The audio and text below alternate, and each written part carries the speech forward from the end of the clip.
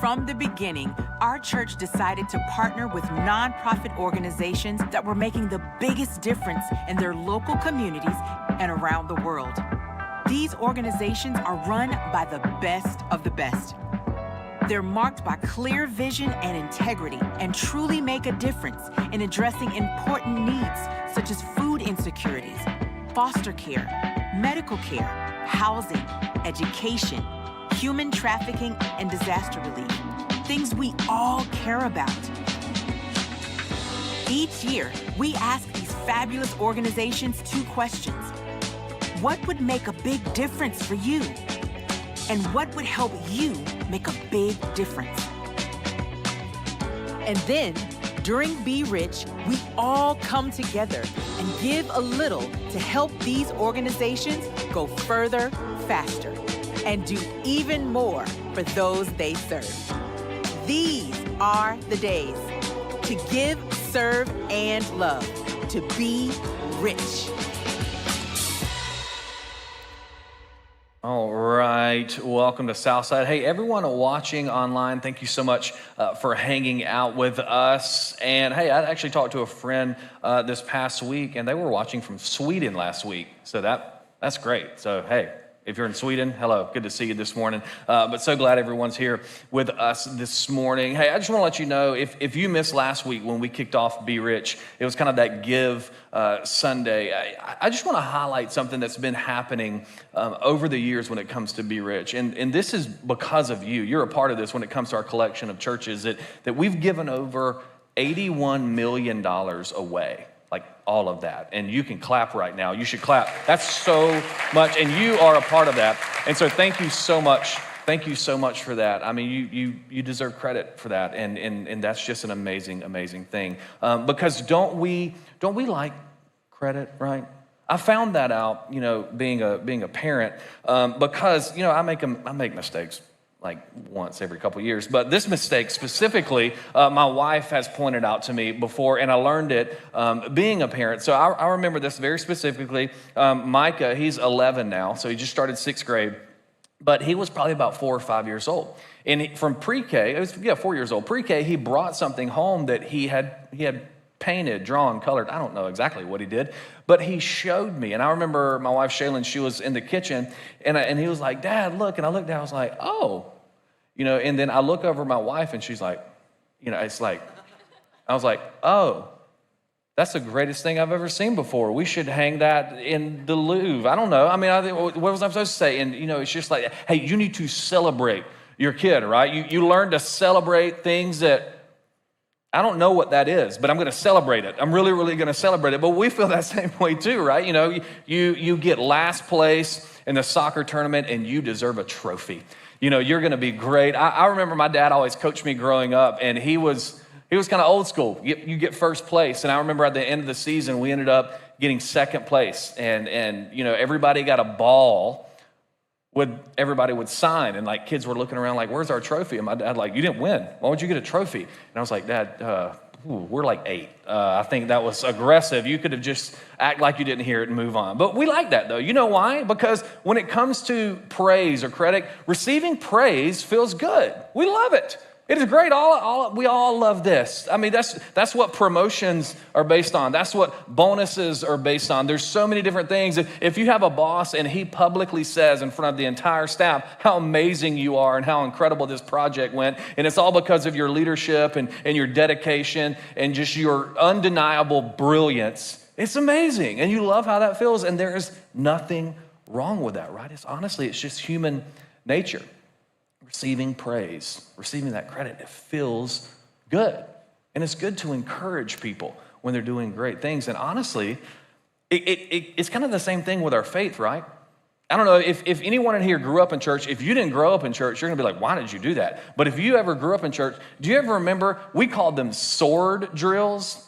Do you know what sword drill is? So your Bible is your sword, so you can, get rid of folks if you need to. But you would stand there and you would have your hand on the Bible and they would call out a verse. And the first person to get to the verse they would stand up and then they would read the scripture and you would win and everybody would praise you because of your wonderful sword drills.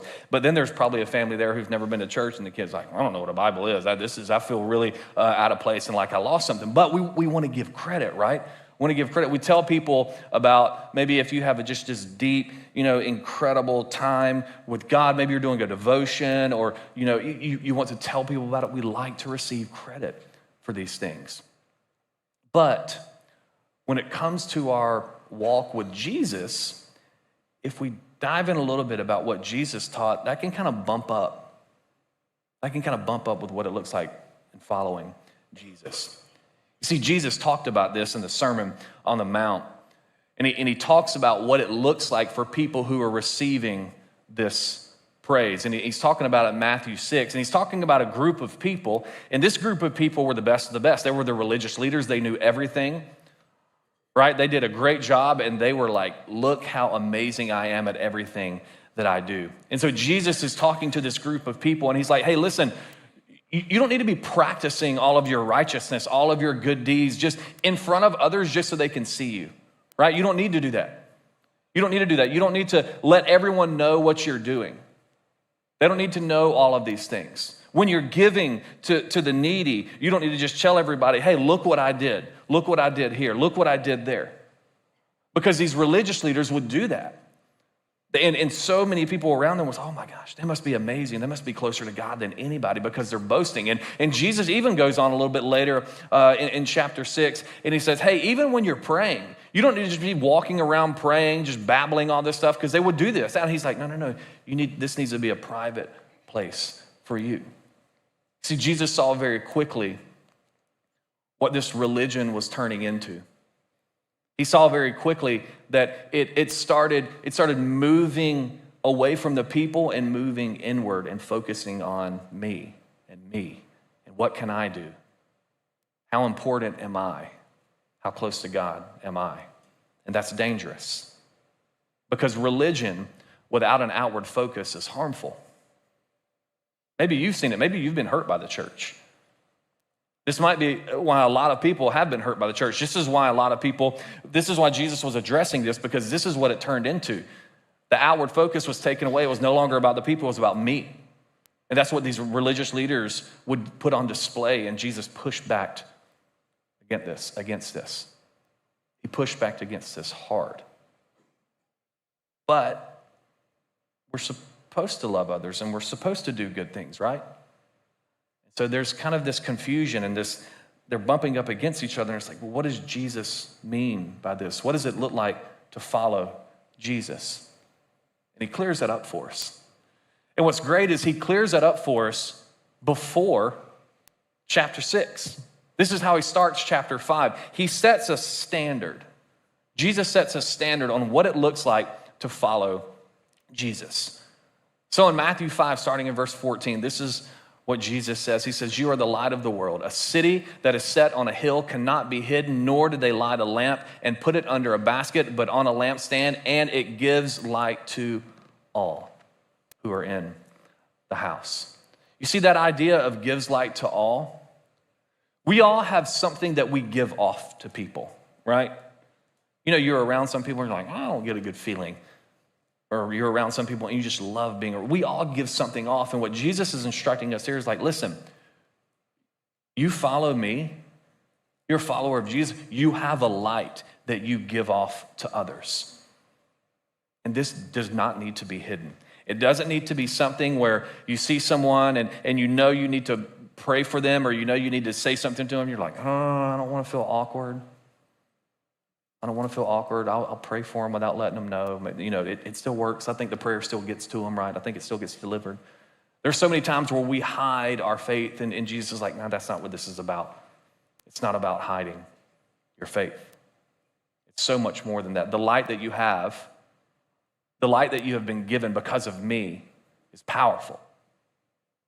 And it can literally light up the world. It can light up the entire house. And then Jesus keeps going. He says, let your light shine before men, that they may see your good works and glorify your Father in heaven. Whoa, whoa, whoa, but we said you're not supposed to do these things so people can see your good works. See, this is why this was established before Jesus talked about that. He said, let's go ahead and establish something. When it comes to following me, do good things. Love people well. Our be rich verse in 1 Timothy. Be rich in good deeds. That's what Paul is instructing Timothy and the church to do. Be rich in good deeds. What's the greatest commandment? You got to love God with everything that you are. And the second is just like it. Love your neighbor as yourself. These good deeds are important. And so Jesus sets a standard when it comes to how we love people and the good deeds and the generosity and the service that we are due to do towards people. But it's not about us. It is about our Father in heaven. So this is what can be difficult. As a follower of Jesus, if you want it to be about you, you should maybe figure out something else to do. Because it's not. It's not. If Jesus wanted everything to be about him, he could have just cut this out and he would have never walked to that cross. He would have never walked to that cross. That was painful. He gave up everything for all of us. He's telling us the same thing. Are you willing to love? To love maybe without even any recognition. Are we okay with that? Sometimes you'll get recognized. Sometimes some big hug, thank you for all these amazing things. When it comes to be rich, you do amazing things, but it's about your intention. Where is the position of your heart? And if your heart is focused outward and not inward, then you're lining up with exactly how Jesus asks us to follow. And it's about following Jesus, because following Jesus is marked by good deeds. Following Jesus is marked by good deeds because he's asked us to do this. The world knows us by the way that we love them. Those around you will know Jesus because of the light that lives in you because of Jesus. If you're here and you're not a follower of Jesus, if followers of Jesus live this way, I wonder if you would have already been following him by now. As a church, if we can live this way, so many people will understand the love of Jesus. It's such a powerful way, and it can change their life forever. And that's what we are to do as followers of Jesus. We've heard Andy talk about it before. You can be a Christian, but are you a follower of Jesus? Followers of Jesus love well and to do great things for the people around them. So that's what we want you to do today. And there's a group of people who's doing that very, very well in our community. And so I would love to have a conversation with them today. We have 3 just amazing, amazing ladies with us today from one of our local Be Rich partners called I-58 Mission. So would you please just join me in welcoming our friends from I-58.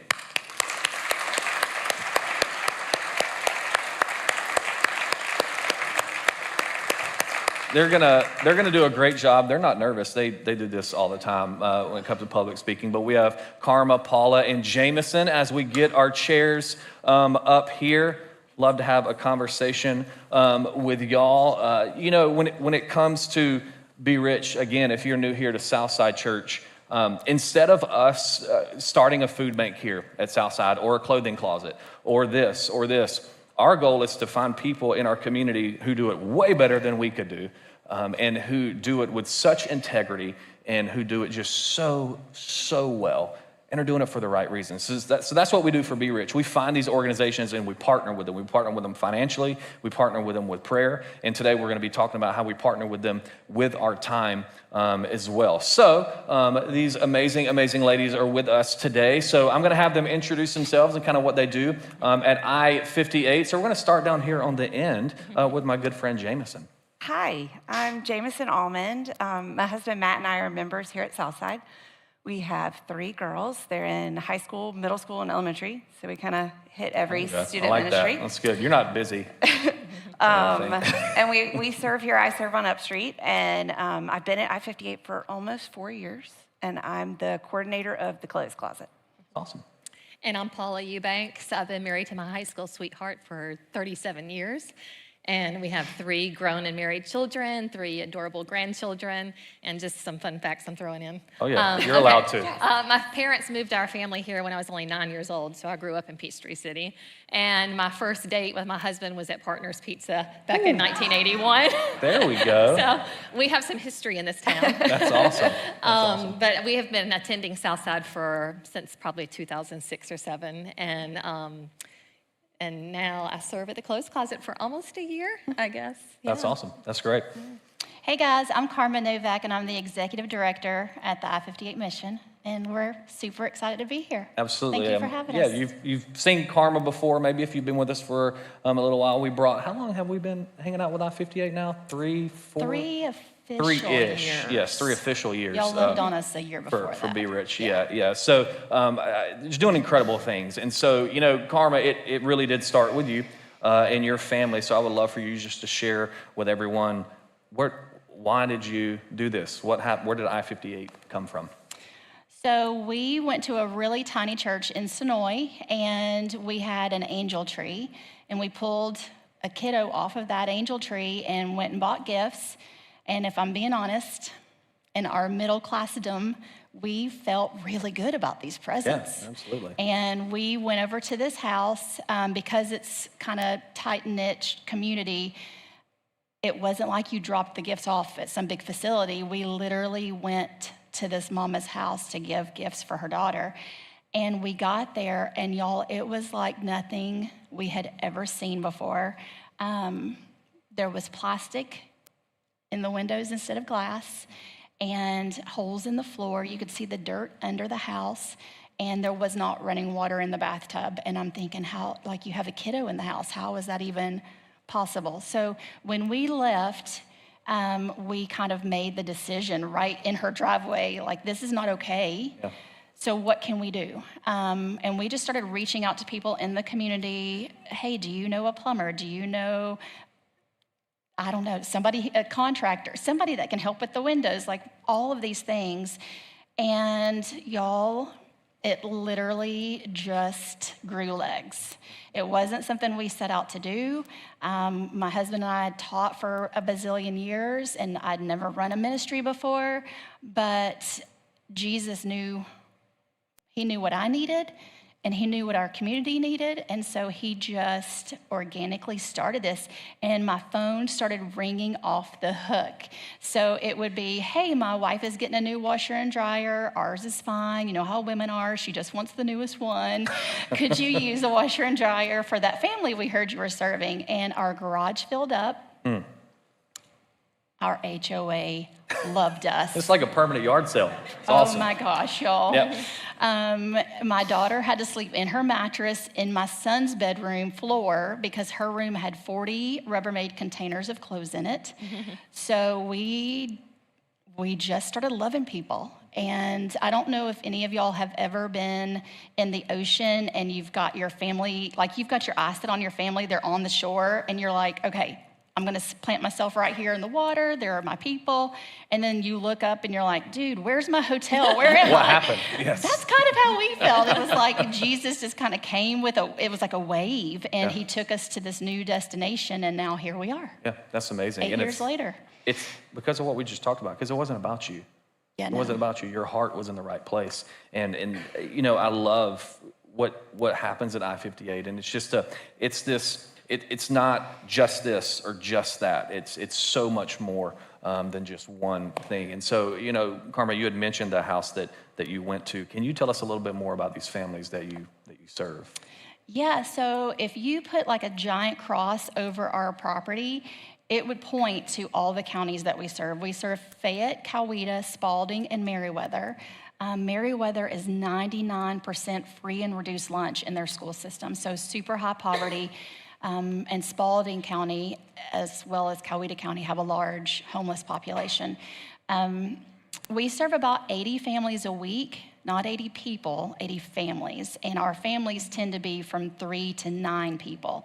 So lots of folks come through. We have about 5 to 10 new families every week. And our largest served population is 0 to 18 years.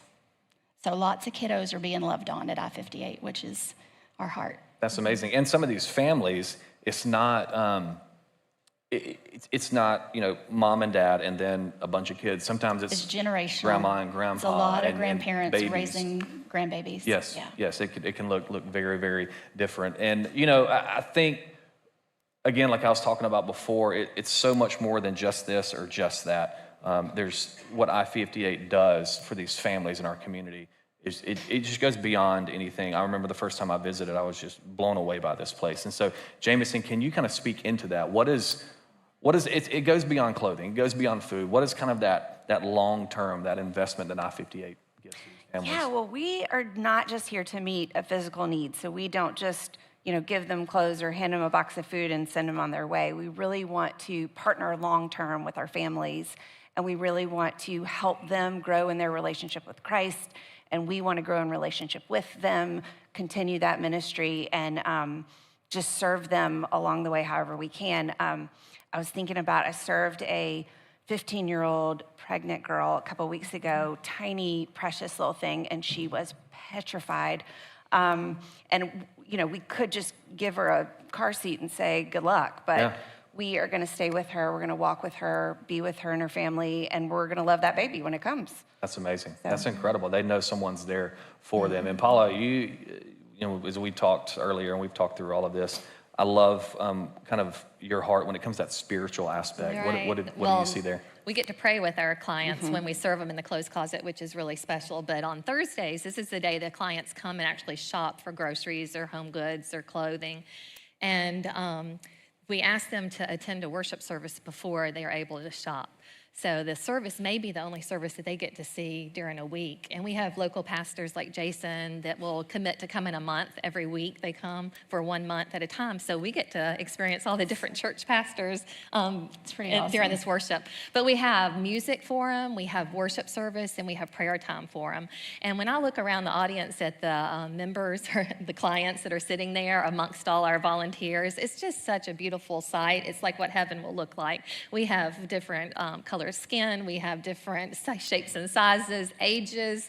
It's just a beautiful sight, and everyone is there experiencing God and Christ's love through the ministry. And it's very special. It's amazing, and we'll go ahead. Spoiler alert: we want you to serve at these places. But one reason specifically for I-58 is I want you to be a part of this. I want you to be able to see that on a Thursday, and because I was able to go, and my neighbor is actually a worship pastor at another church here in town. It's like church competition, right? But my friend Mark was able to lead worship, and then I got a chance to share a little bit about my story and my life, and just like you said, seeing. It was amazing. It's what the church is. And kids it's are just, crying. yes, kids are crying because that I was talking. They were like, be quiet. More music, but it's just an amazing opportunity. And so seeing that it's just what sets this place apart. And just so grateful that we have a place like this in our community. And so Karma, every year we reach out to I-58 and we're like, hey, what do you need? Because maybe last year you needed this, but this year, hey, we really need this. And it can change from year to year. Some things may stay the same, but what does that look like this year for I-58? Okay, before I tell you what we need this year, can I just brag on y'all for a second? You can brag on them, yes. I wish we had a picture to put up. You guys helped us build a shower. And why is that important? For our homeless folks. Where are the tissue? I know we forgot the tissue. Y'all, I'm the girl who showers in the morning so she can do her face and her hair, and then I shower before I get in my clean sheets. So I just can't even imagine not getting to take a shower on a daily. Yes. So you guys helped us put in a beautiful shower, and we don't have an elevator, but we have a 2-story building. So last year, I call it the Cadillac. You guys got us the most beautiful golf cart you've ever seen. And we can now drive our elderly or our folks with disabilities downstairs so they can shop. So, y'all blow us away. Great job, Southside. You did a good job. Yeah, good job. So cool. It's so cool. So what about this year? So this year, we have a warehouse, and it used to be a pole barn. Okay, everybody's not from Tipton like me. Okay. Can you explain So if you're not country, what a pole barn is? a pole barn it's like literally poles holding up a slanted roof, but the roof isn't sealed. So we did have a church partner that came alongside us many years ago, and they enclosed it, but the roof wasn't sealed, and it's not climate controlled. So like when our guys go in to serve and they go in with a heather gray shirt, they come out and it's like a black shirt because it is like because 1,000 Georgia's degrees. being Georgia. Yes. That's what we do. So, but that warehouse is super vital because that's where we store our beds. And last year, for all of 2023, we gave out 51 beds. This year, we've already given out 56 beds. And it's only September. So, and beds are so important. In the state of Georgia, families are supposed to be able to provide some very basic things. 3 outfits for their kids, 3 meals a day, and a bed. And so when you have a mama calling you and she's panicked because she might not be able to get her children back through the court system because she is too poor to provide a bed. Like, she didn't do anything wrong. She's just living in poverty. That's not an okay reason to not have your babies. So we give out lots and lots of beds. It's a huge need. And just, I mean, think about this. With this building, which I'm pretty sure there are some folks in here who might know a contractor. Maybe. I think you're some of you burning are in holes there. through people right now. Like, shut up, Jason. Waiting a day without having your kid, like being able to have that place just stocked with mattresses that are climate controlled, that don't have mold on them because they're exposed to the weather. Just think about that mom that we can just hand her a bed immediately, and then she can get her kids back. That's everything. That's everything. So what else? Is that it? I mean, are there other needs, or is that that kind of the main? Well, the other major need that we have kind of goes back to what Jameson was mentioning earlier with that sweet 15-year-old little girl that's going to be a mama, the baby room. We need volunteers in the baby room to hold the babies while the mamas shop, to help the mamas pick out things, especially if it's a new mama or if it's a grandmama who walks into the room and is like, we didn't have any of this stuff when I had babies. What is this? Just to have people in there that can love on our families in that room. That's amazing. That's a huge need. Yeah, and I'm glad you mentioned the volunteers, because you might be wondering, hey, I can give some of my time. I can do that. And so Jameson, if some folks here would want to do that, what does a typical experience look like as a volunteer at I-58? Okay, so it can be anything. We really love people that come every week. We love people that are able to give 1 or 2 days a week of their time, but that's not feasible for everybody. So we have had groups collect underwear and new underwear and bag it down and size it and bring it to us. Collecting food. Some kids have done hygiene items and put them together in bags, like for teens. We had a transit group wash the box truck last year. My small group came and planted flowers and laid some pine straw, because that's got to get done too. Yeah. My husband serves 8th graders in transit, and he had them bring shoes a couple weeks ago, and in one day they brought 20 pairs of shoes. They were wonderful. I washed some of them, and I was coming to the mission, and I brought them wet, thinking they could just sit out and dry. Paula and the other volunteers were already serving a family. We had to give them one of those pairs of shoes. It was still wet. So you guys took it off your child's shoes, and like a day and a half later, we handed it to somebody else. We needed it that badly. Yes. So. And I want to know, this is one of my favorite things when I saw there about the little birthday. The little birthday area when the families come. This is the coolest thing. So every child deserves to be celebrated on their birthday, and not every parent is able to do that. So if one of our folks, the mom can come up, we have a whole birthday wall, and they can tell us, Johnny's birthday's coming, and they can get a bag with cake mix and what all's in there? Plates and napkins. Plates and Decorations. decorations. Yeah, They can choose a toy, the whole shebang. That's another thing a volunteer group could do, could make those bags. But the mom can come and get everything they need to celebrate their child. It's great. It's that like little special touch that just, man, it's amazing. And so, Paula, you've been volunteering, you said, in IFD for a year now. So kind of, how did that begin, and what has that done for you, like in your faith journey? Well, I'm going to go back and I want to share some personal stories about my life and what's happened over the last few years. In 2017, my husband and I were about to send our last child to college, and we were thinking, okay, we're about to be empty nesters now. What is next? My husband is a remote worker. Before remote work was cool, he was already doing it.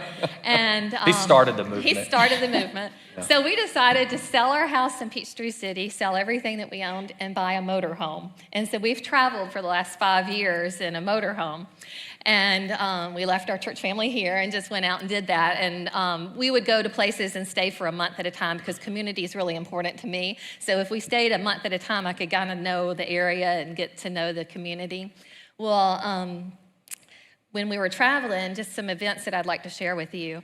In 2019, it was August, and we had just come into South Dakota, and we were staying in a park near Custer State Park. We had just driven in. Corey said, let's put my bike on the back of the car. Oh, by the way, he travels with 3 bikes. He's an avid cyclist, and he's one of the crazy guys that rides all the roads around here. So we had 3 bikes on the back of the car. We put 1 bike on the back of the car. We went into Custer State Park to see the buffalo. He says, I'll just ride back to the campground from here. I said, okay, fine. So I left him. I waited. I was back home in the RV. I was waiting and waiting and waiting, and he never showed up. And I'm like, what in the world? So finally I texted on my phone, and I said, where are you? The minute I texted, my phone rang. That somebody was waiting to call me that didn't know how to reach who was his loved one. It was Rapid City, South Dakota's regional hospital. And they said my husband had been life-flighted there, that he had been involved in a crash in the state park. So they said, you need to get here quick, and you need to call all your family. Well, all my family's back here in Georgia. So I'm by myself. I have no idea. We had just pulled into South Dakota. I had no idea where I was going, what I was doing. I'm shaking like a leaf, like I am now. And I drive up to the hospital. They couldn't tell me. They just said he was life-flighted. I needed to be there quick. So I had no idea what I was about to walk into at the hospital. I get in there, and they said, well, we're going to have you come back here, ma'am. So I walk into the back, and my husband's just laid out on a bed, intubated, unconscious. And the doctor, I just felt God's presence, though, with me. I felt his peace. I felt just a calmness that you can't understand or you can't explain. But I had it, and I had it because I have faith that Jesus is my rock and that he was going to be with me through this all. Even though I was having to experience it by myself, I still felt his embrace and his love. And so the doctor just calmly explained, they said, we don't know how, we don't know why, but your husband has no broken bones, he has no internal injuries, and most importantly, he has no brain damage. We're just going to wait for him and see if he, when he wakes up. So during the night, they were able to remove his breathing tube, and 2 days later, he walked out of that hospital. Praise the Lord. He was fine. So after that, we just kept traveling. We loved living in the motorhome and seeing this beautiful country that God has given us and meeting people along the way and developing new friendships. Well, then fast forward, that was 2019, 2021, we were coming back here to in our motorhome for the birth of our second grandchild. And we were up in North Georgia, and Corey happened just to see about this bike ride that was going to be happening in Helen, Georgia, called the Grand Fondo of Helen. And it was going to be on Sunday, and this was on Friday when he found out about it. So it was a last-minute thing. Then Saturday, we went hiking up Mount Yonah, the 2 of us. Sunday morning, he went to go be in this ride. Now, normally on the road when we're traveling, he rides by himself everywhere. I mean, like, we'll be in Moab, Utah, and he's, out alone riding his bike. This one day, God had him with about 450 other people in the ride. And I just want you to know that he's not removed from our life. He is involved deeply in what we do, but we just don't know it until we look back and we're like, oh yeah, okay, that makes sense. So here Corey is riding with 450 people. Again, I get a phone call. And it's the EMTs, and they're like, ma'am, your husband's been involved in an incident. I'm like, well, what? You know, like, I don't know what you're talking about. I thought he had crashed or something. Well, 2 miles or 3 miles into the race, my husband had cardiac arrest, and his heart stopped. And his heart stopped for almost 38 minutes. And I know that sounds impossible, but they had all these cyclists that were around him that just jumped in and started doing CPR on him. So all these men are taking turns keeping my husband alive until the EMTs can get there. When the EMTs get there, they hook him up to the Lucas machine that keeps doing the chest compressions because they cannot get a rhythm back in him. And I don't know anything that's going on. They can't tell me anything over the phone. I have to just start going to the hospital. And they said it took 4 shocks on with a defibrillator, and they finally got a rhythm back on the way to the hospital. It was a 50-mile ride to Gainesville Hospital. So when I got there, though, they had taken him straight into the cath lab. He had to have 3 stents put in, one in his LAD, his widowmaker artery. And again, I didn't know if he would wake up or recover from this incident, and they had to do the cool therapy on him, where they cooled his body temperature down to help his brain to rest, his heart to rest and everything. And we didn't know, the doctor said, if he wakes up, we don't know what condition he's going to be in. And again, I don't know how I felt, but they couldn't believe, the EMTs, when they called me, they couldn't believe how calm I was. But all I can tell you is that Jesus gives you this peace and this calmness that you just can't understand. So all that to say, he did the next morning regain consciousness. He woke up. By the next day in the afternoon, he was eating Chick-fil-A. I mean, it's just like... Shout out to Chick-fil-A. Yeah, Chick-fil-A. So again, God performed a miracle in my life and let me see this. And I felt like I was just being loved all over, with God's presence. And by Friday, this happened on a Sunday, by Friday, my husband walked out of that hospital and he was fine. So now that's 2021. 2022, we decided, okay, now it's time. We've got 2 grandbabies. We're going to come back and we're going to make this our home again. We had started attending Southside Church, and a year ago, Jameson got up and she started talking about I-58. Well, I've always served at the local church, but I thought, you know what? I need a community. I need to find my purpose. What is my purpose now? I'm back. I'm empty nester. I don't know what to do. So I thought, well, I'll just go give this a try. And I had prayed all morning for one volunteer that would come be in the clothes closet with me. I prayed for Paula. This is this service. Yeah. So there's an opportunity today. And so anyway, so I started serving, and I met all these beautiful women and men, and just people just made me feel welcomed and loved and supported. It's given me a great outlet to just go and serve on the clients that we are with every week. And it's been such a blessing, given me a purpose, a community, and a group to just do life with. That's amazing. And just the experiences that you've had in life that brought you to this moment of, okay, I need to serve. I mean, God is, he's about as real as they come. Yeah, right, exactly. Yeah. And so something's going to change in my life, and it's amazing what you're doing, Paula. So thank you so much. Karma, kind of as we close out here, I would love to know just, what is your goal? What is what is it when it comes to I-58 that you can just share your heart with everyone here, that you want for every single person that comes through I-58 mission? So,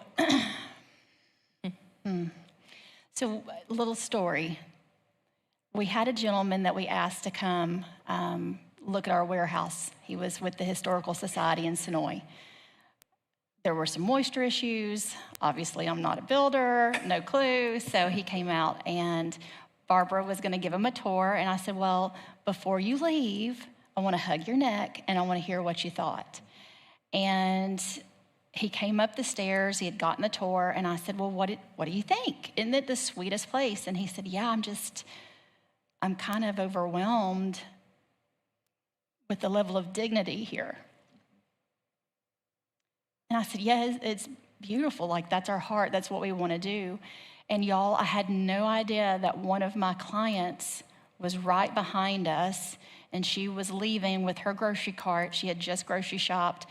And she snapped around and she said, and if you don't got it when you get here, you've got it when you leave. That's amazing. And so for our people to leave Thank you. You should put that on a t-shirt. I know. Yes. It was the coolest moment. It was like that thing that I'll hang on to when it's a hard day. Ministry is beautiful, but it's hard. You know, it's hard. And so to have that moment, that was like the most beautiful moment ever, because that is our goal, is for them to know Jesus and know that he sees them. They matter. Absolutely. That's important. And even like seeing the clothing closet and everything, it's good stuff. Yeah. Because they deserve it. Yeah. You know, it's not just, okay, I'm done with this here. It's no, they deserve that. Right. And you give them that dignity. And I'm just so grateful for that, for what each one of you do in our community. And I just want to say thank you so much. And this is your opportunity. You know, give, serve, love. And this is an opportunity for you to make a difference. And there's going to be a QR code on the screen. And I would love for you not to leave here today without scanning that code and go ahead and seeing what it looks like for you to serve. Maybe it's you by yourself. Maybe it's you serving with your family. Maybe it's you serving with your small group if you're in a small group. I don't know what that looks like for you, but you can make a difference. Maybe if you know someone who knows something about insulation or HVAC systems or a contractor, like we've talked about a couple of times already, I'm just going to go ahead and say that again. Maybe that's an opportunity for you to serve. And again, so many lives are changed because of an organization like this, because of individuals who say, you know what, this is what God has called me to do, and I'm just going to say yes to it. It's not about me, it's about Him. And it's about people having to experience the love of Jesus in a powerful, powerful way. So this is your opportunity to do that today. So after the service, Karma and Paula and Jameson are going to hang out here up front. Remember how Jameson asked for that one person? Come and chat with them. And maybe you know somebody. Maybe you're like, you know what? I literally travel constantly. I'll try to give an hour here or there, but you know what? I want to jump back in. Hey, Give was last week. We don't just shut Give down. You can keep doing that as well. That's super helpful. But we can make a difference. The church can make a difference. And Jesus gives us all different resources and different connections to do that. And we need to do that as a church, especially for I-58 mission. So I'm going to pray for us. I'm going to pray for these ladies, for I-58 mission and these families, and then we'll be done. So God, we just thank you so much that there are followers of Jesus in this world who just take that step, whatever that next step of faith is. And I just thank you for I-58 mission, for their vision.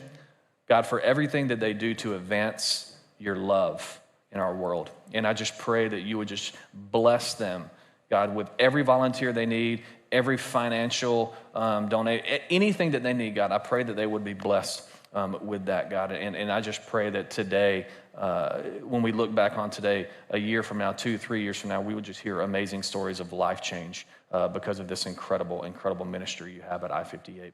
And so, God, we're just grateful for you, for your son, Jesus. And God, I pray that we would, as follower of Jesus, that we would be rich in good deeds. And so we love you, and we ask this in Jesus' name. And so, hey, again, thank you so much for being here with us today. And again, stop by, say hello to these ladies. I think some other their friends, staff are even down front. Scan that QR code. Be rich, be rich, be rich. Let's give, serve, love our community in a powerful way. Have an amazing week, and give it up for one more time for our I-58 friends. See y'all.